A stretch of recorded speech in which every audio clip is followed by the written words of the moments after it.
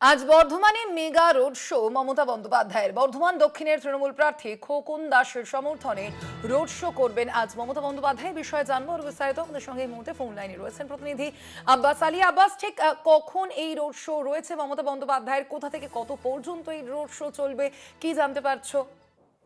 দেখো, আমরা প্রথমেই জানিয়ে রাখি যে যত দিন যাচ্ছে তত কিন্তু ভোটের মুখেই একবারে প্রচার কিন্তু ঢেলে সাজানো হয়েছে বর্ধমান শহরকে খোকন দাসের স্বার্থে। এবং দেখা যাচ্ছে যে মুখ্যমন্ত্রী আজকে স্পন্দন স্মার্ট থেকে নিয়ে তারা বীরহাটা পর্যন্ত একটা রোড শো করবে এবং সেই জাঁকজমকভাবে একটা রোড শো হবে এরকম একটা জানা যাচ্ছে। এবং সকাল থেকে কিন্তু তৃণমূলের কর্মীরা এবং সাধারণ মানুষরা দেখার জন্য কিন্তু সকাল থেকেই পৌঁছে গেছে সেই স্পন্দন কমপ্লেক্স থেকে একবার বীরহাটা পর্যন্ত। এবং কাল রাত থেকে নয়, এবং সকাল থেকে দেখা যাচ্ছে যে একবারে যে কঠোরভাবে নিরাপত্তা এবং যে বাসের ব্যারিকেড, যে যাতে না কোনো দুর্ঘটনা ঘটে তার জন্য ভালোভাবে একবারে বাঁশ দিয়ে রেলিং দিয়ে তারা কিন্তু একবারে পুরোপুরিভাবে বর্ধমান শহরকে আটোসাটোভাবে ঘিরে রেখেছে।